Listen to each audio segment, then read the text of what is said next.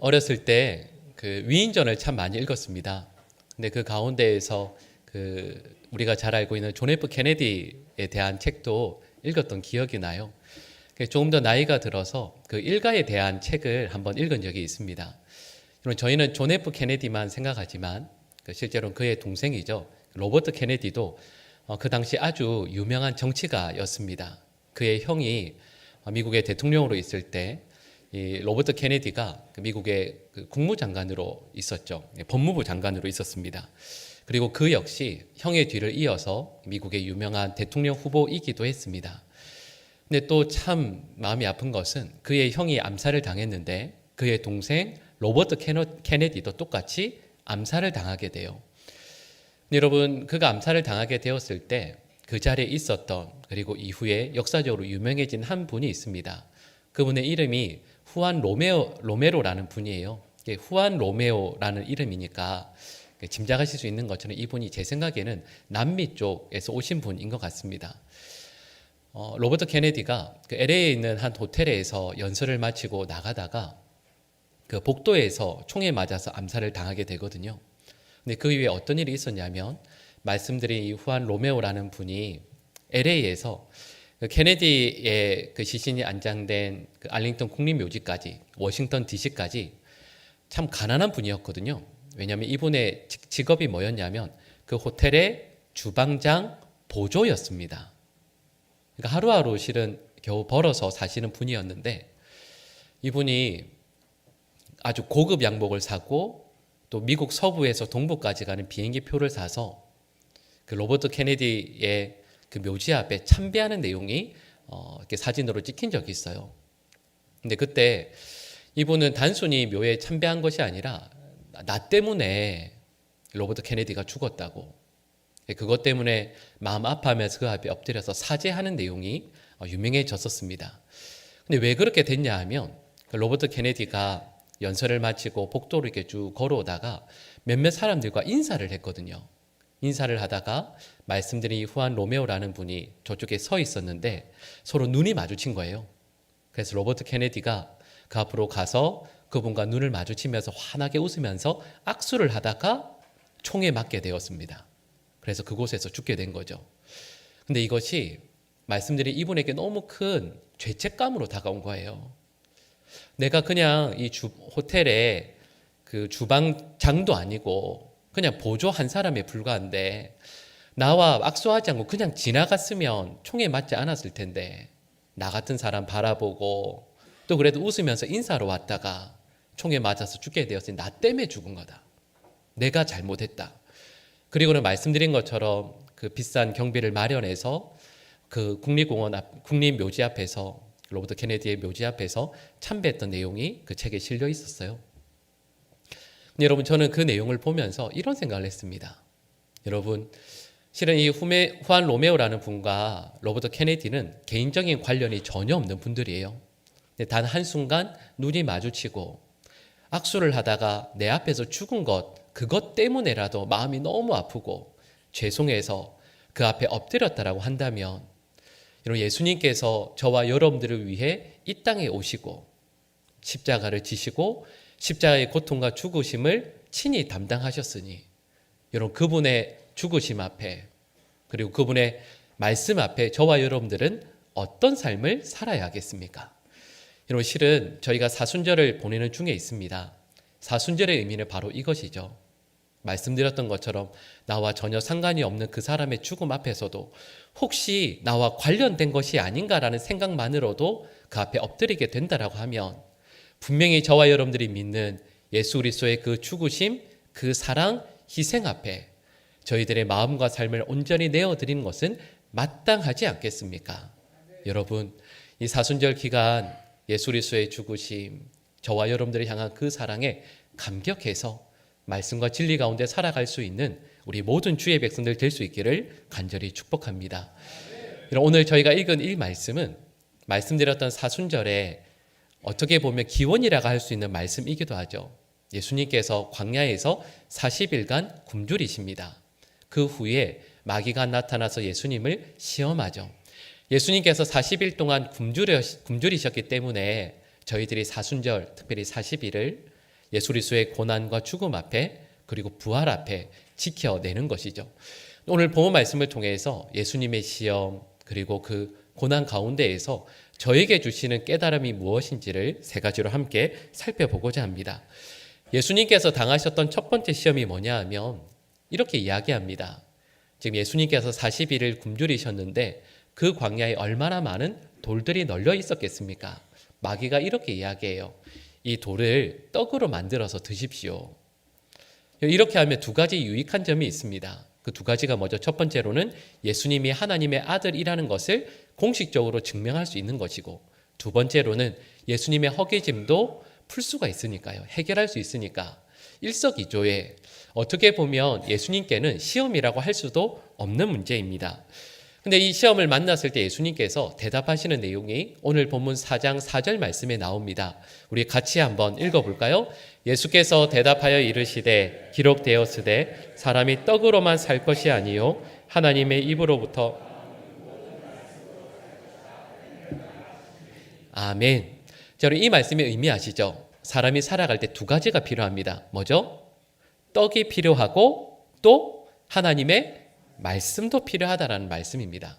그러니까 우리는 이 내용을 예수님의 이 답변을 들을 때 고개가 끄덕여지죠. 아, 그래 맞아. 예수님의 말씀이 맞지. 사람은 떡으로도 살아야 되지만 하나님의 말씀으로 살아야 돼. 그런데 이 말씀을 들을 때 한편으로는 공감이 안 되는 것도 있지 않으세요? 왜냐하면 예수님께서 대답하신 내용을 들을 때 실은 저도 솔직히 말씀을 드리면 의문이 들거든요.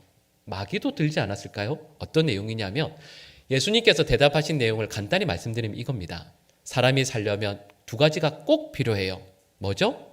말씀드린 떡. 두 번째로는 하나님의 말씀. 이런 마귀가 이걸 모르는 게 아닙니다. 그러면 마귀가 예수님께 원래는 그 다음에 이렇게 이야기를 해야죠. 맞습니다, 예수님. 말씀처럼 하나님의 말씀도 꼭 필요하죠. 그런데 방금 하신 말씀처럼 떡도 필요하다고 말씀하지 않으셨습니까?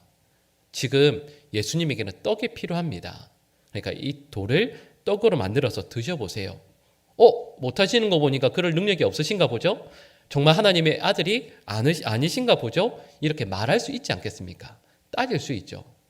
그런데 오늘 말씀을 보면 예수님의 이 답변에 대해서 마귀는 더 이상 대꾸하지 않습니다. 이 말씀의 의미는 마귀가 예수님의 말씀에 동의한다라는 뜻인 거죠. 여러분 그러면 마귀가 제가 좀 전에 말씀드렸던 이 논리 이걸 생각하지 못해서 더 이상 예수님께 아무 말도 못했겠습니까?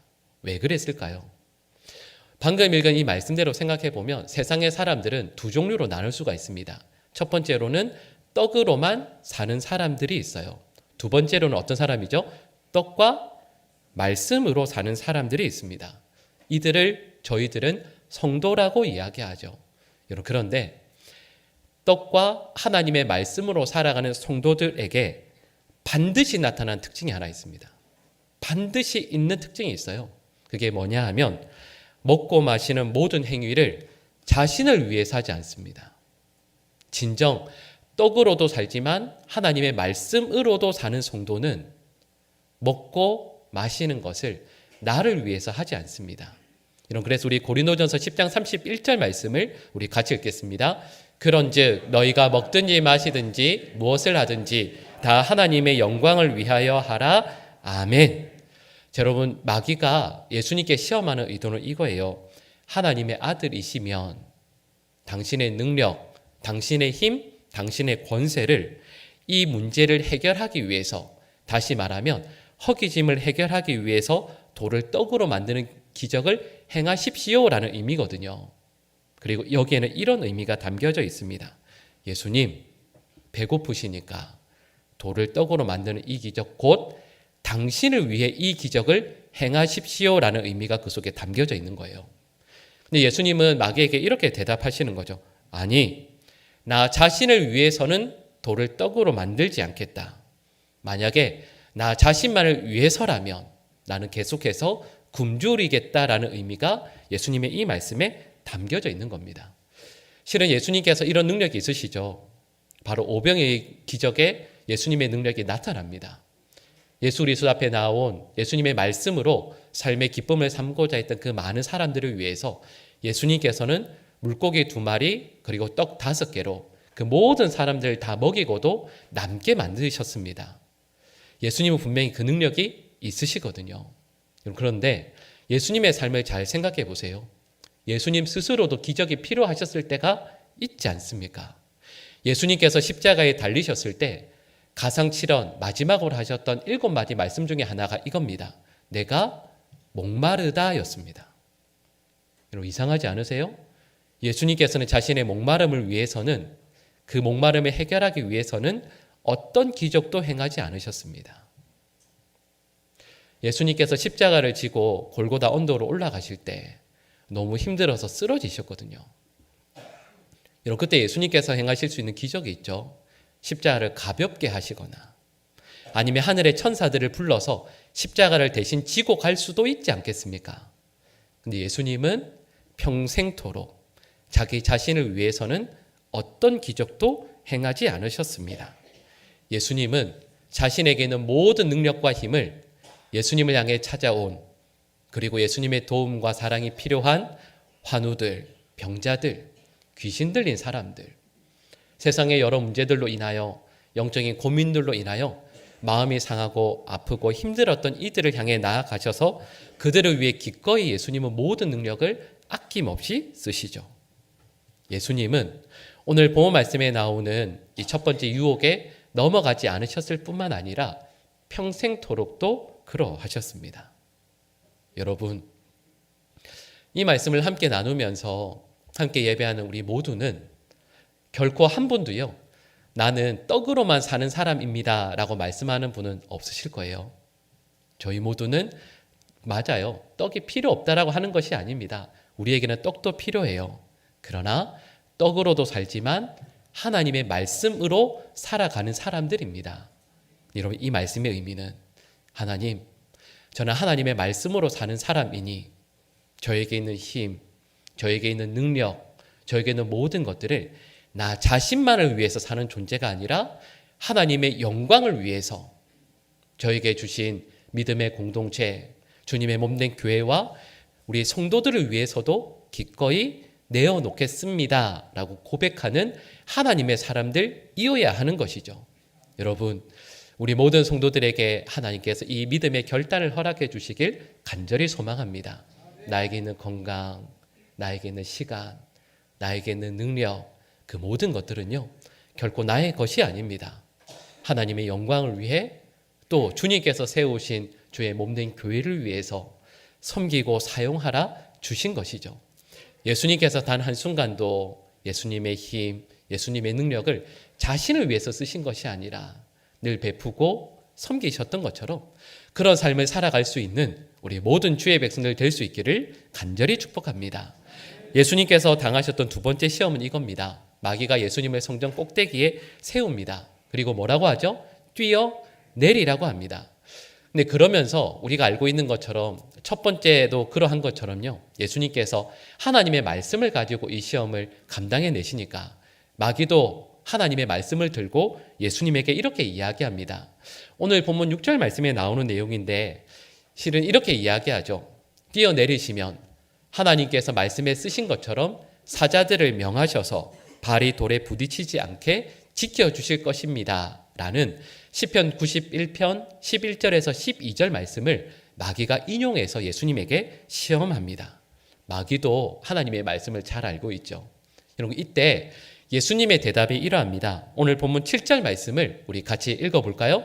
예수께서 이르시되 또 기록되었으되 아멘.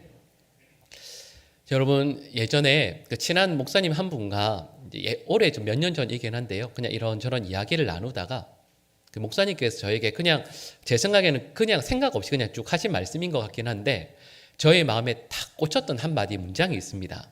그게 뭐였냐면 이렇게 말씀하셨었어요. 말씀을 이용하면 마음이 더러워지지만 말씀에 순종하면 마음이 깨끗해진다. 다시 한번 말씀드려볼까요? 말씀을 이용하면 마음이 더러워지지만 말씀에 순종하면 마음이 깨끗해진다. 여러분 이 말씀이 참 맞지 않습니까?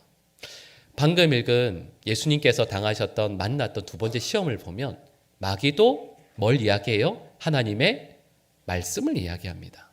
그리고 예수님도 하나님의 말씀을 가지고 마귀에게 대답하시죠. 근데 차이가 있어요. 마귀는 하나님의 말씀을 이용하는 거예요. 예수님을 넘어뜨리기 위해서 하나님의 말씀을 이용합니다. 근데 예수님은 어떻게 하시냐면 하나님의 말씀에 순종하시는 거예요. 그 차이죠. 마귀의 전략이 있습니다. 마귀는 항상 이렇게 해요.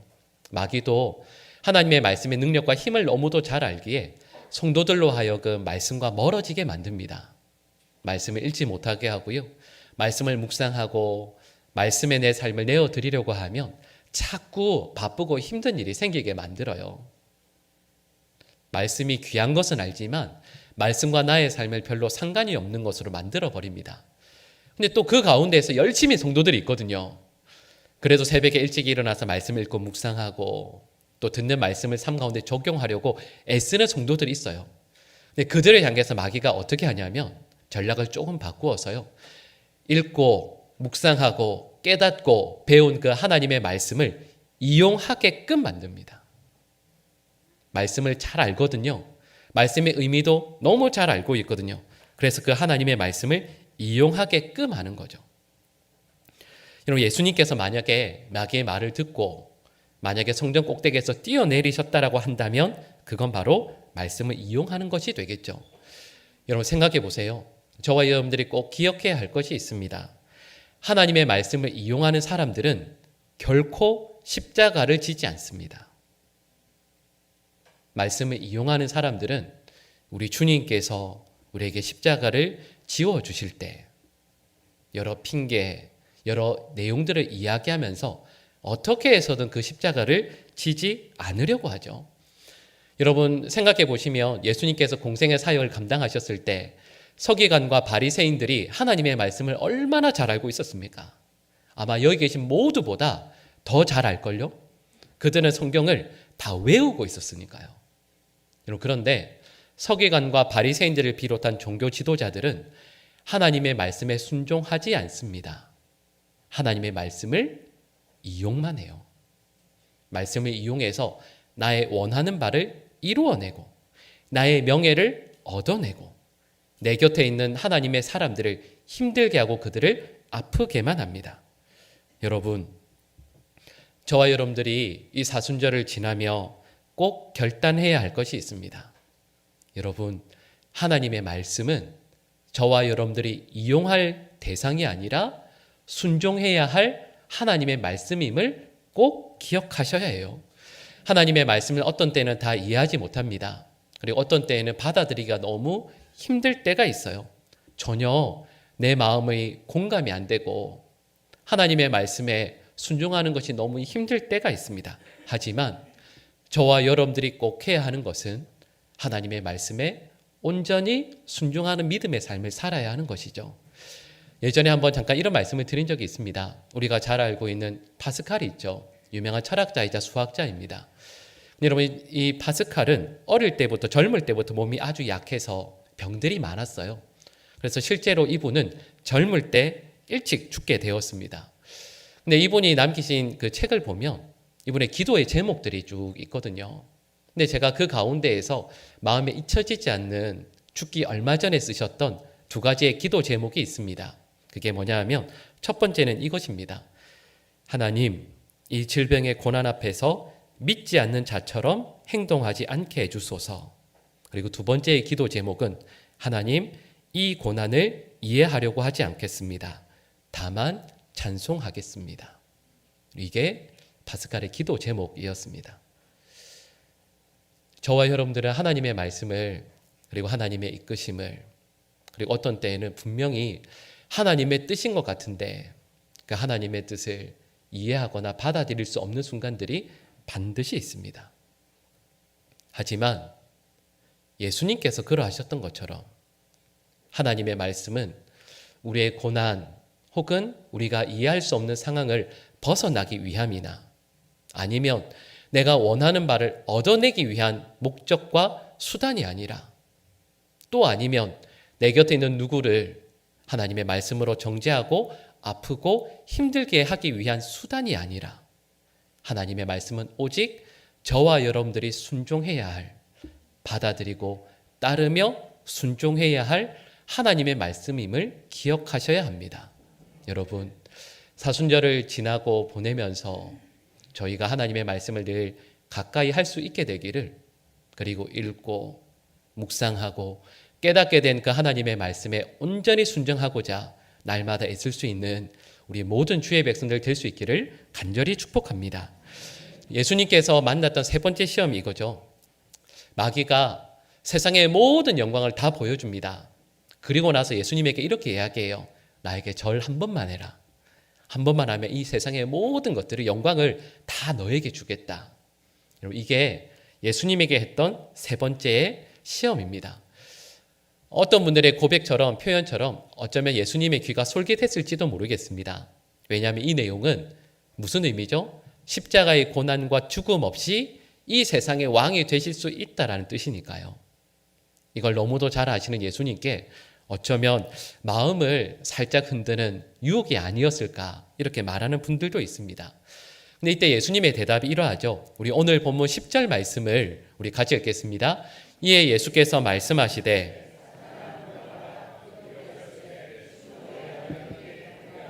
다만 그를 섬기라 하였느니라. 아멘. 자, 여러분, 이 말씀을 다시 한번 잘 생각해 보세요. 예수님께서 마귀에게 하셨던, 대답하셨던 이 내용은 실은 아주 간략하다라고 말씀을 드릴 수 있습니다. 여러분, 만약에 저라면 이렇게 대답을 안 했을 것 같아요. 여러분, 우리 화면에 마태복음 4장 10절 그 후반부의 내용만 이렇게 노란색으로 되어 있는 부분이 나올 텐데요.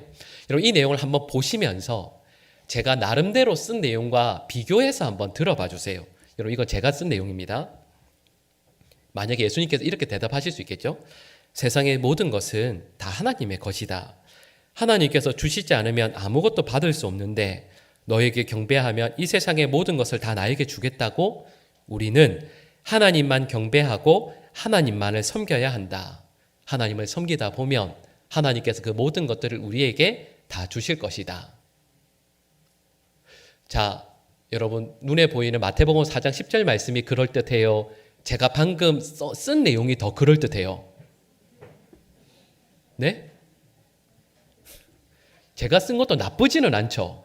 물론 하나님의 말씀과 비교할 수는 없겠지만 그런 생각을 해요. 제가 좀 전에 말씀드렸던 것처럼 좀 예수님께서 이렇게 자세히 쭉 풀어서 써주셨으면, 말씀해 주셨으면 좋았을 텐데, 이런 생각을 하게 돼요. 근데 이상하죠? 여러분, 화면을 다시 보세요. 예수님께서 하신 말씀 아주 간략합니다. 주 너의 하나님께 경배하고 다만 그를 섬기라. 제가 말씀드린 내용과 예수님께서 하신 말씀에 차이가 있어요. 무슨 차이가 있냐면, 제가 말씀드린 내용에는 나오지만 예수님께서 하신 말씀에는 나오지 않는 부분이 있습니다. 그게 뭐냐면요, 제가 몇 번 쭉 설명드렸잖아요. 제가 말씀드린 내용에는 나오는 게, 예를 들면 물질, 권세, 세상의 영광, 세상의 아름다움, 이런 걸 마귀는 보여줬거든요. 이걸 주겠다라고 얘기해요. 근데 예수님은 거기에 대한 언급을 전혀 하시지 않습니다. 앞에 조건이 아무것도 없어요. 뭐라고요? 예수님은 단 하나, 주 너의 하나님께 경배하고 다만 그를 섬기라, 이 말씀만 하십니다. 왜 그럴까요? 예수님께서 이 말씀을 하셨을 때 왜 마귀가 꼼짝하지 못했겠습니까? 왜 예수님께서 하신 이 말씀을 통해서 마귀의 세 번째 시험을 이겼다라고 말씀할까요? 여러분, 그 이유를 이렇게 설명드릴 수 있을 것 같아요. 여러분, 한번 생각해 보실까요? 예를 들면 제 생각에는 목회자도 그럴 것 같고 정치인들도 그럴 수 있을 것 같아요. 예를 들면 한 목회자가 앞에 서서 여러분들께 설교를 이렇게 합니다. 여러분, 저는 돈을 절대 사랑하지 않습니다. 무슨 의미일까요? 그렇죠. 제가 그런 게 아니고 어떤 목사가 앞에 서서 여러분, 저는 돈을 절대 사랑하지 않습니다. 돈 너무 싫어요. 하는 그 말의 의미는 저분은 돈을 정말 사랑하는 분이겠구나라는 의미예요. 어떤 정치인이 있어서 여러분, 저는 국회의원이라는 자리에 전혀 욕심이 없습니다. 무슨 의미일까요? 하고 싶어서 죽겠다라는 뜻이에요. 왜냐하면 사람은 내 속에 있는 것이 나오기 때문입니다. 그것이 긍정의 형태이든 부정의 형태이든 내가 생각하고 좋아하고 사랑하는 것이 반드시 마음에서 나오기 마련이기 때문이죠. 여러분, 이 세 번째 시험을 다시 생각해 볼까요? 마귀가 정말로요, 하나님의 아들이신 예수님께서 마귀 앞에 경배할 것이라고 생각했을까요? 여러분, 정말로요, 하나님의 아들이신 예수님께서 십자가의 고통을 피하기 위해 그 마귀에게 엎드려서 절을 할 것이라 생각했겠습니까? 물론 그럴 수도 있겠지만 어쩌면 마귀가 예수님에게 정말 원한 건 다른 것일 수도 있겠다라는 생각을 해요. 마귀가 온 세상 영광을 다 보여주잖아요. 예수님께서 거절할 것은 알았겠지만, 여러분, 시험이 그렇습니다. 유혹이 그래요. 넘어지게 되는 건 큰 것 때문에 넘어지는 게 아니에요. 아주 작은 돌부리 하나 때문에 넘어지는 거잖아요. 바위 때문에 넘어지는 게 아니에요. 예수님의 마음에 세상의 영광, 세상을 향한 아주 작은 욕망이라도 조그맣게 싹을 틔워서 예수님께서 공생의 시간, 그 기간을 통해서 세상도 이렇게 좋은데, 십자가의 고난이 그렇게 두려운데, 그걸 예수님의 마음에 심겨주고자 한 것이 아니겠습니까? 여러분, 마귀가 은근히 기대했던 이 내용, 예수님께서 그 마음에 세상을 향한 미련, 세상을 향한 원함, 이것들을 조금이라도 품기를 원했을 텐데, 우리는 예수님의 공생의 삶과 말씀을 통해서 알고 있어요. 예수님은 이 세상을 향해 전혀 그런 마음을 두시지 않습니다. 여러분, 이 말씀 우리에게 적용해 볼까요? 여러분, 처음부터 말씀드렸던 것처럼 우리 예배하고 있는 우리 모든 성도들은 하나님을 경배하는 사람들입니다. 하나님을 믿는 분들이죠. 한 분의 예외도 없이요. 근데 세상의 사람들이 보면 다 똑같아 보여요. 다 똑같이 하나님 앞에 나와서 예배하고 헌금을 드리고 시간과 정성을 드리는 것 같습니다. 그런데 어떤 이들은 마음에요, 분명히 하나님 앞에 나와서 예배드리고 있지만 마음에는 세상을 원하는 욕망으로 가득 차 있는 분들이 있어요. 말씀드렸던 것처럼 하나님을 이용해서라도 내가 원하는 그 무엇인가를 얻고자 하는 그리스도인들이 정말 많습니다. 여러분, 성경에서 말씀하는 신앙은 이런 거예요. 하나님 이거 주세요, 저거 주세요 해서 받아내는 것이 아니라, 참된 신앙은 하나님 앞에 나와서 하나님, 저는 하나님밖에 없어요. 하나님만 원해요. 하나님만 계시면 저는 저의 삶 충분해요. 그렇게 고백하는 거예요. 그때 하나님께서, 야, 너 그러다 어쩌려고 그러니? 너 세상에서 꼭 필요한 먹을 떡도 필요하고 옷도 필요하고 가정도 필요하고 세상에 필요한 물질뿐만 아니라 명예와 사람들의 인정, 사랑도 꼭 필요한데 너 그거 어쩌려고 그러니? 아니요, 하나님, 저는 하나님만 있으면 돼요. 아유, 안 되겠구나. 그런 거 내가 다 너에게 허락해 줄게. 내가 너에게 그런 것들 다 공급해 줄 테니까 걱정하지 마. 그 하나님의 음성을 듣는 게 참된 믿음이에요. 근데 너무도 많은 그리스도인들이 하나님 앞에 나와서 말씀드렸던 것처럼 세상에 대한 영광, 세상에 대한 원함으로 가득 차서 하나님 앞에 엎드리는 거죠. 여러분, 이 사순절 절기를 보내면서 저는 우리 모든 성도들의 마음에, 그 삶에 하나님께서 참된 신앙을 허락해 주시기를 간절히 소망합니다. 하나님 앞에 나와서 예배하고 찬송할 때, 오늘 예배 잘 드리면, 헌금도 이렇게 많이 하면 하나님께서 몇 배로 갚아주시겠지. 아니요. 하나님께 너무 감사해서 나의 삶을, 마음을 다 드리는데 하나님께서 답답해 하시면서, 아유, 저 아들, 저 딸 내가 챙겨줘야지, 내가 붙들어줘야지, 나만 찾는, 나만 구하는 저 아이, 저 아들, 딸 내가 책임져 줘야지. 하나님께서 붙들어 주시고 은혜 베풀어 주시는 우리 모든 주의 백성들 될 수 있기를 간절히 소망합니다. 여러분, 이 사순절 절기를 보내면서 하나님의 말씀을 꼭 붙들고 말씀 앞에 절대적으로 순종하고, 또 세상의 것이 아니라 하나님의 말씀으로 우리의 영혼을, 우리의 삶을 가득 채워나갈 수 있는 우리 사랑하는 모든 주의 백성들 될 수 있기를 간절히 축복합니다. 기도하겠습니다. 사랑의 하나님, 사순절을 지나며 또 이제 곧 고난주간을 맞이하게 됩니다. 하나님, 바로 이 순간 저희들의 생각과 마음을 돌아보게 됩니다. 하나님, 우리 모든 성도들 하나님의 말씀으로 살아가게 하시고 하나님의 말씀을 이용하지 않고 말씀에 순종하며 하나님만을 경배하는 모든 믿음의 백성들 되게 하여 주시옵소서. 예수님의 이름으로 기도합니다. 아멘.